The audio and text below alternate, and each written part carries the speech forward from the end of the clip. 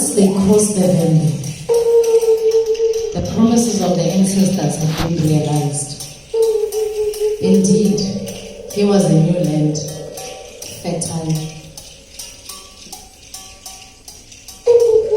All sorts of trees, plantations, bushes, roads. This is where they were supposed to be. And as they were making themselves home and scouting this new place, they were spotted by those who were already there. Wangona, Watwa. Two of them who were on a hunting excursion noticed these two tall strangers, went back to their hunting party and said, there are new people here, very tall and imposing. And their leader said, no, we'll send two of you to find out what's going on. That night, Dimbanyeka, Dambewe and Makati, as they lay sleeping, were visited by the ancestors, who told them that when they see the Bangona coming, bazitobe, lower themselves in stature so that they don't intimidate the Batwa who come in. And indeed, two of them came to find out what's going on. Bazitobe. And to this day, the Bavenda, as a sign of respect, always bayazitobe.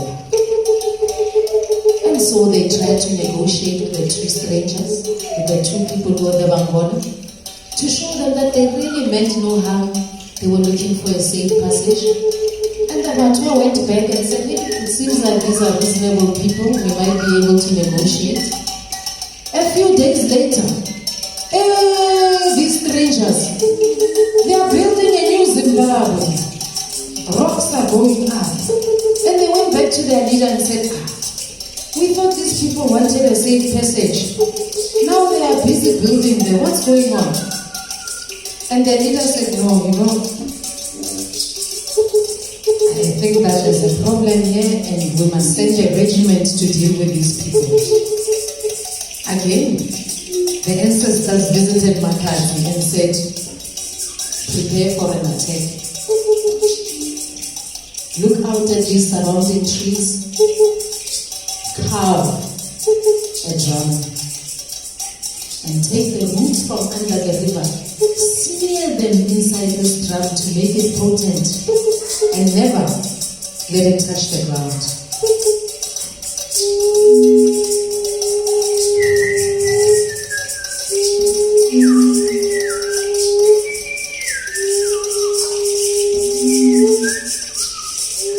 2 days or so later, the regiment of the Bango came up, trying to figure out how to get in through this new building of stones. And as they were arranging themselves and trying to get in, Makazi beat them with. The regiment fell into a deep sleep, and Dimbanyeka took their spears, and that was to be their last sleep.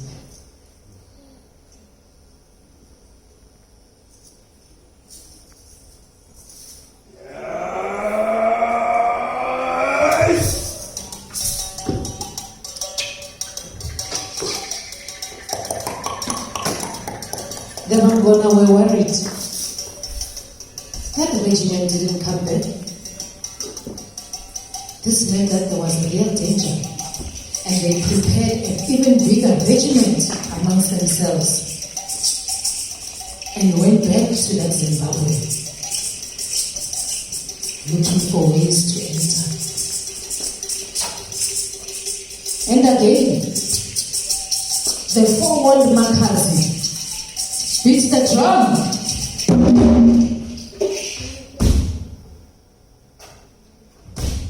The same fate befell those Mangona warriors. They sped to cut their ears off so that they leave a trail back to their cave. And my cousin, Gambewu and Dimbanyika, followed this train with the hanging drum and got to that cave and ambushed